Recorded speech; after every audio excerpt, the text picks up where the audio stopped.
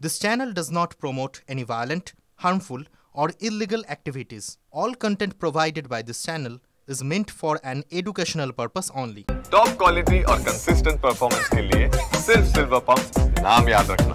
NPS বা national pension system হলো এমন একটি অ্যাকাউন্ট যেখানে চাকুরিজীবীরা চাকরি করাকালীন টাকা জমাতে পারেন, যা তার অবসরের সময় কাজে আসবে। অনেক বছর ধরে কম্পাউন্ড হতে হতে বিনিয়োগকারীরা অবসরকালে সেই জমানো পুঁজি একটা বড় তহবিল তৈরি করে। আর সরকার এনপিএস এর এই সুবিধার কথা মাথায় রেখেই শিশুদের জন্য নিয়ে এসেছিল এনপিএস বাৎসল্য স্কিম। কারো সন্তান জন্ম হওয়ার পর সেই সন্তানের নামে এনপিএস বাৎসল্য অ্যাকাউন্ট খোলা হয়। সেখানে সেই শিশুর অভিভাবক তার 18 বছর বয়স হওয়া পর্যন্ত যতদিন না সে অর্থ উপার্জন করতে পারছে ততদিন টাকা জমা করতে পারেন। তারপর সেই শিশু নিজের উপার্জিত টাকা সেখানে জমা করতে পারেন। সর্বোচ্চ 60 বছর ধরে সেখানে টাকা জমা হওয়ার ফলে ওই শিশু যখন অবসরের দোরগোড়ায় পৌঁছবে তখন তার হাতে অবসরকালের খরচ চালানোর জন্য প্রয়োজনীয় অর্থ ওই তহবিল থেকেই আসতে থাকবে। 2024 সালের বাজেট ঘোষণায় প্রথম এই স্কিমের কথা বলেন কেন্দ্রীয় অর্থমন্ত্রী নির্মলা সীতারমণ।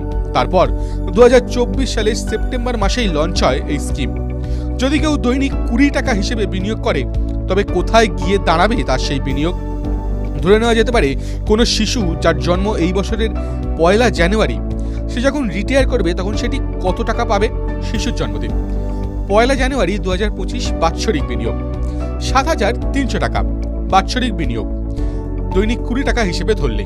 বৃদ্ধি জিরো রিটার্ন বাৎসরিক 12%। 60 বছর পর সেই বাচ্চার বয়স যখন 60 হবে তখন শিশু 6 কোটি টাকার বেশি পাবে। মোট বিনিয়োগ 1,31,400 টাকা। 18 বছর পর তহবিল হবে 4,55,000 টাকা। 60 বছর পর তহবিল হবে 6,10,88,138 টাকা। এনপিএস বাৎসল্যের নিয়ম বলছে শিশুর বয়স 18 হলে সে 2,25,000 টাকা তুলে নিতে পারবে, কিন্তু সে যদি না তুলে পুরোটাই কম্পাউন্ডিং হতে দেয় তাহলে তার এই বিনিয়োগে ভালোই রিটার্ন হবে।